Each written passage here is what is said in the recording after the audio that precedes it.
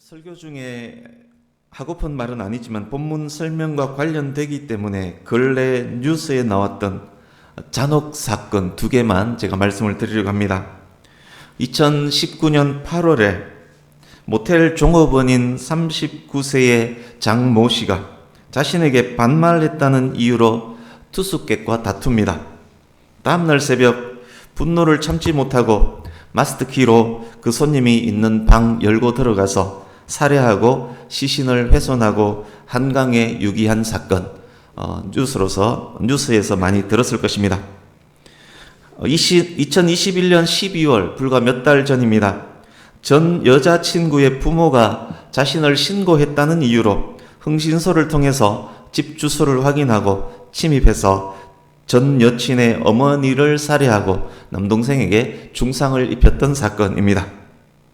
반말 욕설했다는 이유로 분노를 참지 못하고 사람을 죽였습니다.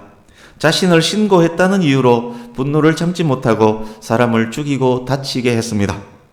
우리는 이토록 무서운 세상에 지금 살고 있습니다. 분노를 다스리지 못하고 쉽게 사람을 죽이는 사람들이 있는 그런 세상 속에 지금 우리가 살고 있는 것입니다. 오늘 본문 설명을 좀 더 쉽고 더 빨리 하기 위해서 오늘도 배경으로 말씀 몇 곳을 미리 확인하려고 합니다. 지금 찾아서 보게 될 이 말씀을 머릿속에서 잘 정리하면 아마 다음 본문 설명할 때 긴 설명이 필요 없을 것입니다. 본문 표시를 해두시고 창세기 4장으로 갑니다. 창세기 4장 16절에서 24절을 눈으로 한번 보십시오. 가인의 후손들 족보입니다.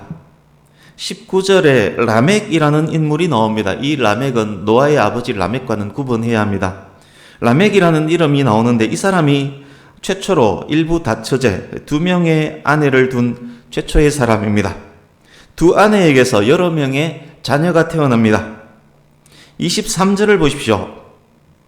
라멕이 두 아내와 자식들을 모아놓고 자랑스레 자기의 무용담을 이렇게 이야기합니다. 나 무서운 사람이야. 나 건들면 다 죽어. 나한테 상처 입힌 그놈을 내가 죽여버렸어. 몽둥이로 나를 때렸던 한 젊은 놈도 그냥 내가 죽여버렸지. 이렇게 말하고 있는 장면이 23절 장면입니다. 라멕은 자기 몸을 멍들게 했다는 이유로 사람을 죽여버렸습니다. 죄가 인간에게 들어온 이후 사람은 이토록 잔인해졌습니다. 이제 창세기 9장으로 갑니다. 9장 2절 3절을 보십시오. 홍수가 완전 끝난 후 노아와 그의 가족들 그리고 짐승들이 방주에서 내렸습니다. 이때부터 인간에게 육식이 허용됩니다. 고기를 먹을 수 있도록 허락이 됩니다. 짐승들이 인간을 두려워하게 된 가장 큰 이유, 보이면 먹히니까 짐승들이 그때부터 인간을 더욱더욱 두려워하게 됩니다. 4절 보십시오. 짐승의 고기를 먹되 피째로 먹는 것을 하나님께서 금하십니다. 피는 생명을 의미합니다. 짐승의 생명도 소중하게 다루라는 의미가 포함되어 있습니다. 모든 피조물을 다스리라. 창세기 1장 28절의 명령과 연결지어서 이해하시면 됩니다. 이제 5절 6절 보십시오. 그렇지만 사람의 피는 아예 흘려서도 안 됩니다. 사람의 피를 흘리게 하면 그도 피를 흘리게 될 것이라고 말씀합니다. 사람을 죽이면 그도 죽을 것이라는 말씀입니다. 사람은 하나님의 형상으로 창조된 존귀한 존재이기 때문입니다. 인간의 기본적인 존엄은 하나님의 형상으로 창조됨에 있습니다. 하나님께서 지금 이 자리에서 창세기 9장 이 자리에서 사람과 짐승의 엄연한 차이를 말씀하고 계십니다. 사람의 생명과 짐승의 생명을 확실하게 구분하고 계십니다. 짐승의 생명도 소중히 여겨야 한다면 사람의 생명은 말 한들 무엇하겠습니까? 이제 출애굽기 12장으로 갑니다. 구약성경 99페이지 출애굽기 12장 지금 찾아 읽는 이 말씀은 투 트랙입니다. 한 주제를 갖고 쭉 읽는 것이 아니라 투 트랙으로 가고 있는 중입니다. 출애굽기 12장 21절을 보십시오. 첫 유월절 양을 잡을 때 너희는 나가서 너희의 가족대로 어린 양을 택하여 가족 수대로 어린 양을 잡아서 그 피를 문 인방과 설주에 발랐습니다. 그들 집은 장자의 죽음 재앙을 면하게 됩니다. 첫 유월절 때 일입니다. 이제 출애굽기 12장 37절 38절 보십시오. 출애굽했던 인원은 장정만 60만에 이릅니다. 그 중에는 수많은 잡족들이 포함되어 있었습니다. 그러니까 그 중에는 이스라엘인과 결혼 관계로 가족이 된 타국인이 많았다는 이야기입니다. 그들이 이스라엘 안에 살면서 첫 유월절, 가족이니까 첫 유월절 이스라엘 안에 살면서 가족이 된 그들을 위한 양도 잡았다는 그런 말입니다. 출애굽해서 이동하는 무리 중에는 이방인들, 혼혈인들이 많이 포함되어 있었던 것입니다. 이제 레위기 19장으로 가겠습니다. 오늘 본문 바로 앞에 레위기 19장 2절 같이 읽어보겠습니다. 레위기 19장 2절 같이 읽습니다. 시작. 너는 이스라엘 자손의 온 회중에게 말하여 이르라. 너희는 거룩하라. 이는 나 여호와 너희 하나님이 거룩함이니라. 아멘. 내가 거룩하니 너희도 거룩할지어다. 이 말씀이 레위기 전체의 핵심 주제입니다. 이제 레위기 19장 17절 18절을 같이 읽습니다. 19장 17절 18절 시작. 너는 내 형제를 마음으로 미워하지 말며 내 이웃을 반드시 견책하라. 그러면 내가 그에 대하여 죄를 담당하지 아니하리라. 원수를 갚지 말며 동포를 원망하지 말며 내 이웃 사랑하기를 내 자신과 같이 사랑하라. 나는 여호와이니라. 아멘. 이웃의 잘못을 꾸짖고 징계하라 라고 명령하십니다. 원수를 갚지 말고 동포를 원망하지 말라 하십니다. 그렇게 해야 하는 이유의 근간에는 사랑, 자신의 몸처럼 이웃을 사랑하는 그 사랑이 있습니다. 구약에는 무서운 하나님, 공의의 하나님이 있다라고 생각하지만 그 근간에는 사랑의 하나님, 이웃을 자신의 몸처럼 사랑하라고 명령하신 하나님의 사랑이 있습니다. 이제 마태복음 5장 한 곳만 더 보겠습니다. 마태복음 5장으로 갑니다. 마태복음 5장 38절 39절을 같이 읽습니다.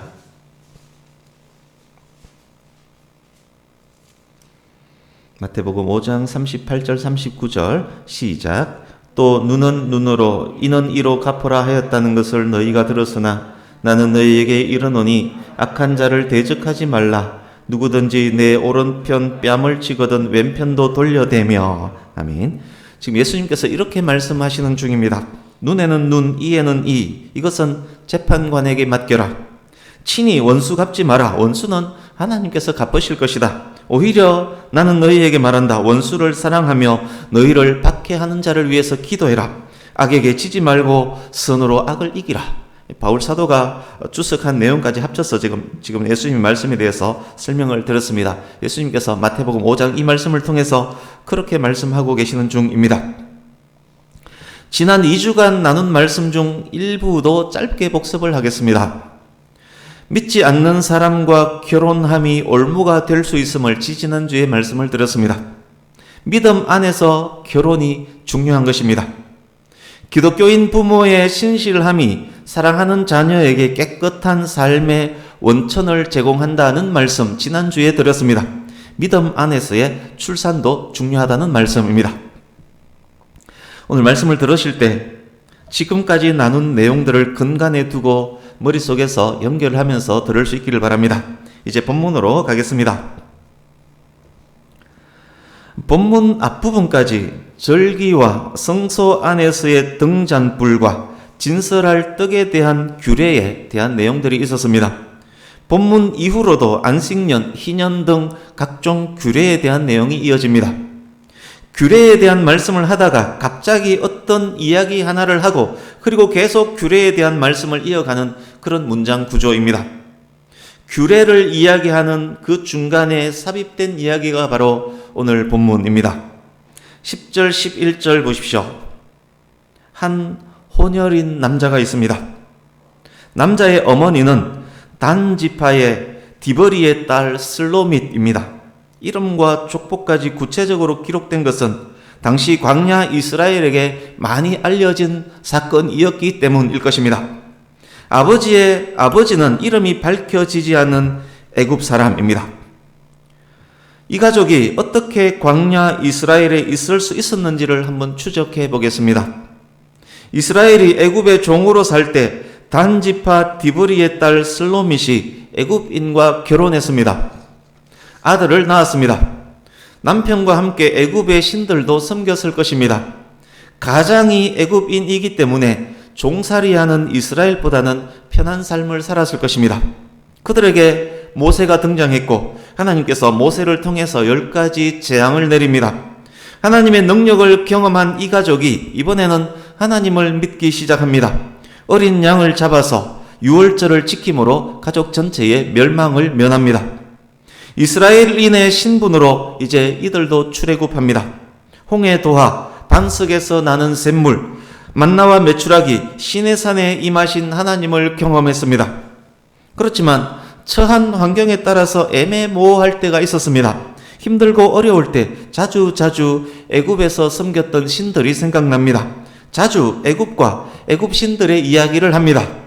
그런 부모 밑에서 자랐던 아들 역시 애매모호한 신앙인이 됩니다. 하나님도 믿고 애굽의 신들도 은연중에 믿습니다. 밖으로 드러나지는 않았지만 이 아들의 신앙의 기반이 그런 기반입니다. 어느 날 이 집의 아들과 이스라엘 사람과의 싸움이 일어났습니다. 싸움의 이유는 알 수 없습니다. 싸우는 중에 이 집의 아들이 분노를 참지 못하고 여호와의 이름을 모독하고 저주합니다. 사람의 이름은 그 사람의 인격 자체입니다. 하나님의 이름은 하나님의 신격 자체입니다. 여호와의 이름을 모독한 것은 하나님의 신성을 모독한 것입니다. 우리 출애굽기 20장 7절 같이 읽어보겠습니다. 주보에 있습니다. 출애굽기 20장 7절 같이 읽습니다. 시작. 너는 내 하나님 여호와의 이름을 망령되게 부르지 말라. 여호와는 그의 이름을 망령되게 부르는 자를 죄 없다 하지 아니하리라. 아멘. 10계명 제3계명입니다. 이 집의 아들도 그와 싸웠던 이스라엘 사람들도 모두 하나님께서 10계명을 직접 말씀하시는 그 음성을 시내산에서 들었습니다. 하나님께서 받으셔야 할 찬송과 영광을 절대 다른 피조물에게 주지 않습니다. 하나님께서는 하나님의 거룩하신 이름을 아끼시는 분입니다. 유대인은 지금도 하나님의 이름 여호와를 함부로 부르지 않습니다. 행여나 하나님의 이름을 망령되게 부르게 되지 않을까 하는 염려 때문입니다. 그래서 여호와라는 이름 대신에 아도나이 주를 대신 넣어서 그렇게 책도 읽고 부르기도 하는 것입니다. 하나님께서 구원하신 이스라엘에게 여호와의 이름에 대한 모독과 저주는 있을 수 없는 일입니다. 우리가 자기 아버지 부를 때도 우리 아버지의 이름은 무슨 자라고 부르지 않습니까? 행여 자기 아버지의 이름에 누가 될까봐 그러는 것 아닙니까? 그런데 자기를 구원하신 하나님의 인격, 신격 그 자체라 할 수 있는 이름을 모독하는 것은 가장 큰 영적 죄 중에 하나인 것입니다. 그런데 이스라엘 안에서 여호와의 이름을 모독하고 저주하는 일이 벌어졌습니다. 마땅히 올려드려야 할 찬송과 영광 대신 모독과 저주가 올라간 것입니다. 하나님의 이름을 망령되게 부르는 죄, 신성 모독의 죄가 이스라엘 안에서 일어난 것입니다. 싸우던 사람, 싸움 구경을 하던 사람들이 여호와 이름 모독하는 그 소리를 들었습니다. 그 자리 모든 사람들의 표정을 한번 보십시오. 얼굴이 새파랗게 질렸고 얼음땡이 되었습니다. 하나님으로부터 10계명 받은 지 며칠이나 지났다고 1, 2계명 어기고 금송아지 섬겼던 3,000여 명이 죽은 지 며칠이 지났다고 하나님의 이름 모독이 10계명 제3계명 위반이라는 것을 뻔히 아는 이 인간이 큰 소리로 공개적으로 3계명을 어겼습니다. 그가 큰 죄를 범한 것인 줄은 알지만, 그렇지만 이 시점에서 이 사람을 어떻게 처리해야 할지를 모릅니다. 판례가 없기 때문입니다. 이스라엘 안에서 이런 일이 처음 일어났기 때문에, 판례가 없기 때문에, 더군다나 이 사람이 혼혈인이기 때문에 어떻게 법을 적용해야 할지 알 수가 없습니다. 싸움 구경도 멈췄습니다. 우르르 몰려들어 일단 그 사람을 잡습니다. 그리고 모세에게로 끌고 갑니다. 13, 14절입니다. 모세에게로 왔지만 모세도 판단하지 못합니다. 처음 있는 경우이기 때문입니다. 그렇지만 이 일이 엄청나게 심각한 일임은 압니다. 일단 감금하고 하나님의 명령을 기다립니다. 여호와 하나님께서 모세에게 이 일 처리에 대한 명령을 이제 하십니다. 진영 밖으로 끌어내어 이스라엘 진영이 오염되어서는 안 되기 때문일 것입니다. 그것을 들은 모든 사람이 그들의 손을 그의 머리에 얹게 하고, 하나님의 이름 저주하는 것을 들었다는 그것만으로도 죄가 될 수 있습니다. 당사자 머리에 손을 얹어서 자기에게 임할 수 있는 그 죄를 전가시킵니다. 또한 머리에 손을 얹음으로 이 일에 대한 정인, 내가 이 일에 대해서 정언한다 라는 의미도 있습니다. 온 회중이 돌로 그를 칠지니라. 레위기 핵심 주제는 내가 거룩하니 너희도 거룩할지어다 입니다. 하나님의 거룩성은 모든 거룩의 근원입니다. 인간의 거룩은 하나님으로부터입니다. 하나님의 이름을 모독하는 것은 하나님의 거룩한 신성을 모독하고 또한 하나님의 형상 인간을 모독하는 것입니다. 가장 심각한 영적 죄악입니다. 사형에 처할 죄입니다. 이후에 이스라엘에게 오늘 본문의 사건은 중요한 판례가 됩니다. 엄하게 적용되는 법이 됩니다.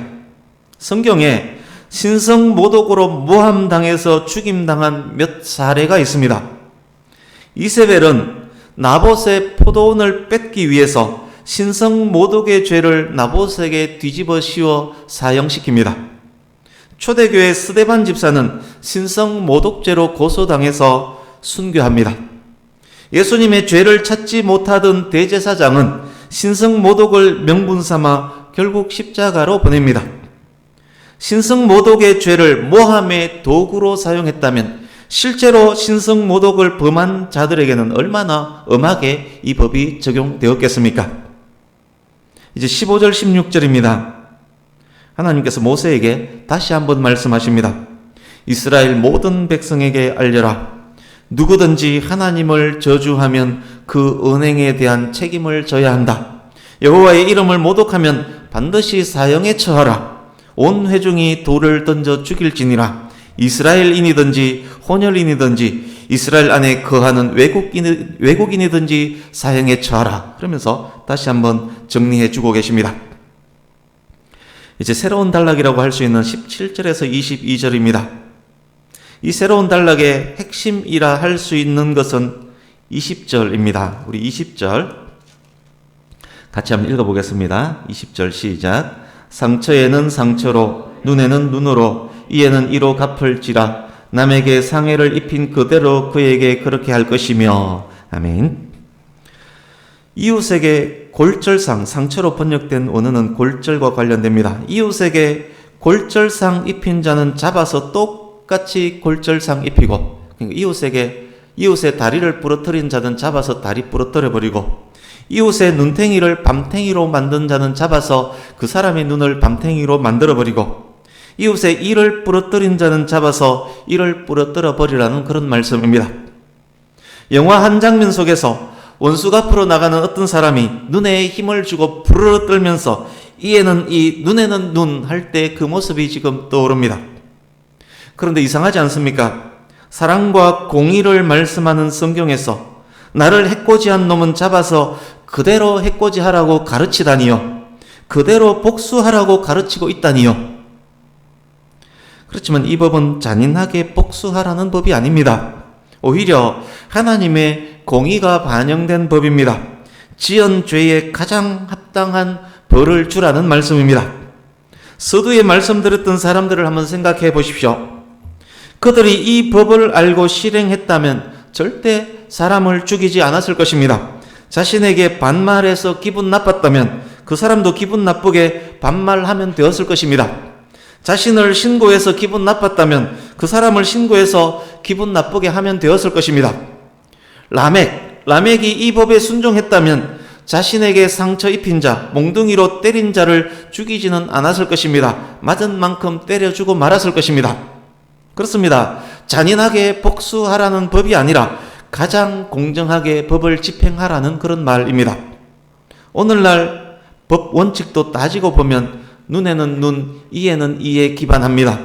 행여 지은 죄보다 적은 벌을 받게 될까봐 검사가 있고, 행여 지은 죄보다 큰 벌을 받게 될까봐 변호사가 있고, 검사, 변호사의 말을 잘 듣고 지은 죄에 가장 합당한 벌을 선고하기 위해서 판사가 있는 것입니다. 눈에는 눈, 이에는 이, 이것을 위해서 오늘날의 법도 존재하는 것입니다. 뿐만 아닙니다. 성경의 법은 이것보다 훨씬 고차원의 법입니다. 문자적으로 그대로 적용되었던 법은 아닙니다. 실제로 골절상 입힌 자를 잡아서 골절상 입히지 않았습니다. 실제로 눈을 뺀 자 잡아서 눈 빼지 않았습니다. 생생한 예를 통해서 원리를 설명할 뿐입니다. 이 법이 있는 것은 가장 적절한 양의 보상을 해주기 위해서였습니다. 손실 입은 것과 동등한 가격을 설정하기 위한 토대가 되었습니다. 성경에 기록된 보상과 배상에 관한 법은 본문의 법과 관련되어서 적용되었습니다. 출애굽기 21장, 22장에 보면 보상과 배상에 관한 법이 있습니다. 뿐만 아닙니다. 성경의 법은 그것보다도 더 고차원입니다. 근간에 사랑이 있습니다.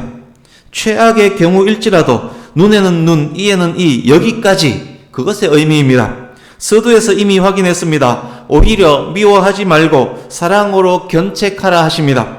직접 원수 갚지 말고 동포들을 원망하지 말라 가르쳤습니다. 오히려 이웃을 자신의 몸처럼 사랑하라 라고 가르쳤습니다.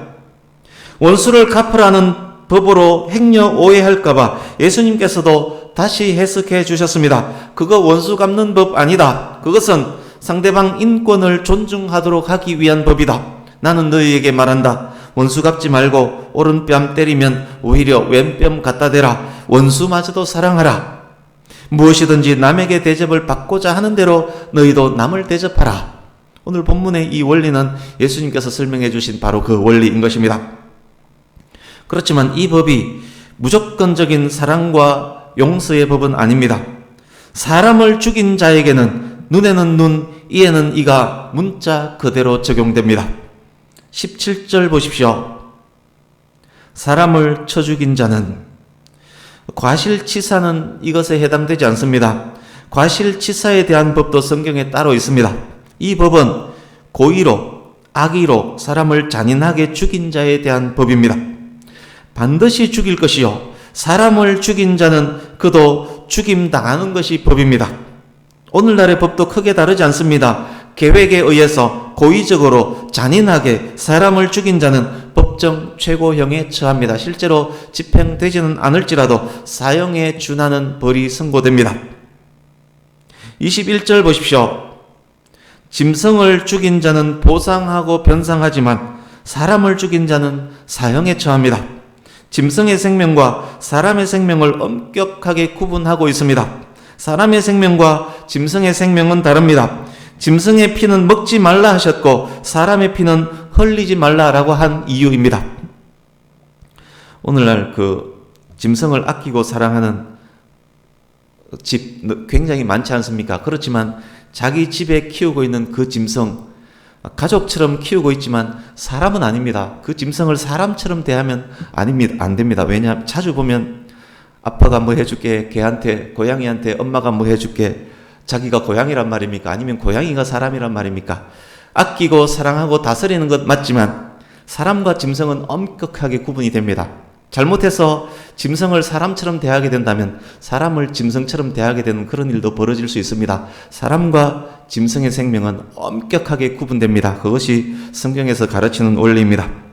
왜냐? 사람은 하나님의 형상이기 때문입니다.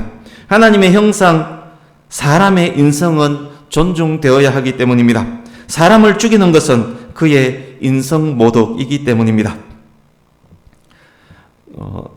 타인을 죽이는 것이 그토록 큰 죄라면 자신을 죽이는 것은 더욱 그러합니다. 오늘날 얼마나 자살이 많습니까? 자살은 더 큰 죄입니다.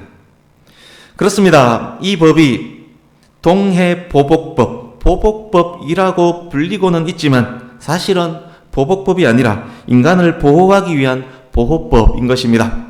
이웃에게 상처를 입혔으면 합당한 보상을 해야만 합니다.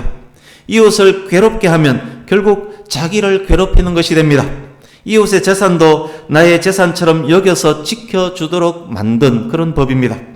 이웃의 생명을 뺐으면 자신이 죽게 됩니다.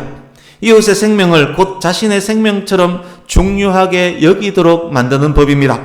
그가 누구이든 그의 생명은 천하로도 견줄 수 없을 만큼 고귀함을 알려주는 법입니다. 그러니까 남을 죽이면 내가 죽게 되지 않습니까? 나의 생명은 천하보다 귀하지 않습니까? 당연히 남의 생명도 천하보다 귀한 것입니다. 이웃 사랑 역시 마찬가지입니다. 사람이 이웃을 사랑하게 되면 결국 그 사랑이 자신에게로 돌아옵니다. 이웃을 사랑하는 것, 그것은 결국 내 몸을 사랑하는 것이 됩니다. 이웃을 내 몸처럼 사랑하는 사람은 하나님의 형상인 자신을 가장 바르게 사랑하는 사람인 것입니다. 22절 보십시오.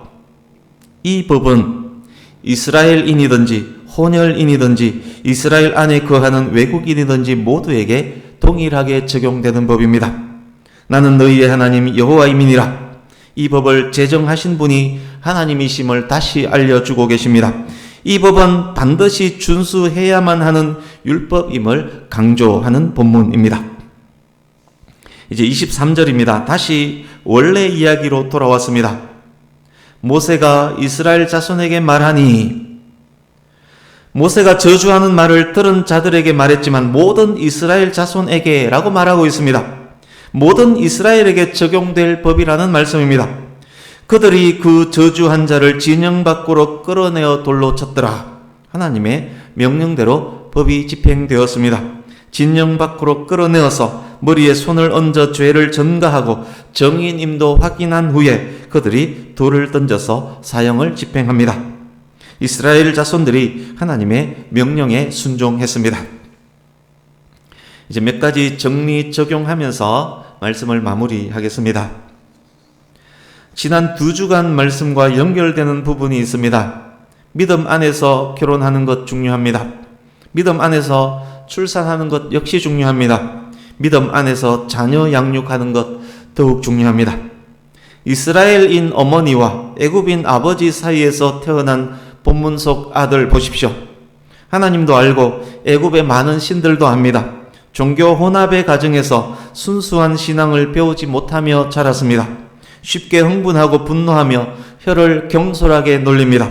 하나님을 온전히 신뢰하지 않았기에 입에 말은 마음의 것이 분출되는 것이기에 분노를 이기지 못하고 마음속에 있는 그것, 하나님의 이름을 저주해버립니다. 그 죄로 돌에 맞아 죽습니다. 자기 죄로 인해서 사형에 처해졌지만 근원을 따지면 부모의 잘못 때문입니다. 믿음 안에서 결혼하지 못했고 믿음 안에서 출산하지 못했고 믿음 안에서 양육치 못한 부모의 잘못이 아들을 타락하게 만들었고 아들을 돌에 맞아 죽게 만들었습니다. 부모가 바른 믿음으로 자녀 양육하는 것이 얼마나 중요한지요. 구체적 사례를 말씀드릴 수는 없지만 동일한 내용이 각 가정에 있는 경우 엄청나게 많을 것입니다.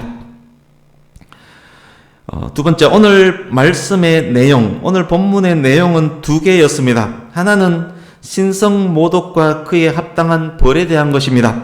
다른 하나는 동해보복법, 이에는 이, 눈에는 눈에 관한 것입니다.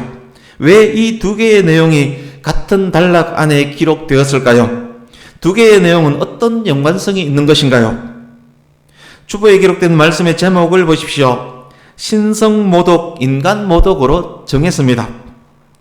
하나님의 사랑은 인간 사랑과 연결됩니다. 십계명의 가르침, 십계명을 요약한 예수님의 가르침도 그러했습니다.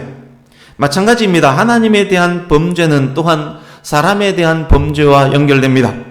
하나님의 형상인 사람에 대한 범죄 또한 창조주 하나님께 대한 범죄와 연결됩니다. 하나님의 신성을 모독하는 사람은 다른 존재의 기본권을 침해하고 모독합니다.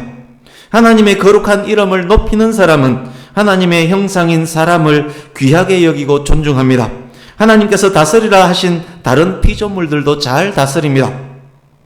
하나님의 거룩한 이름 모독하는 사람은 하나님의 형상인 인간을 모독하고 인간의 생명을 쉽게 여깁니다. 하나님께서 다스리라 하신 다른 피조물들도 쉽게 파괴합니다.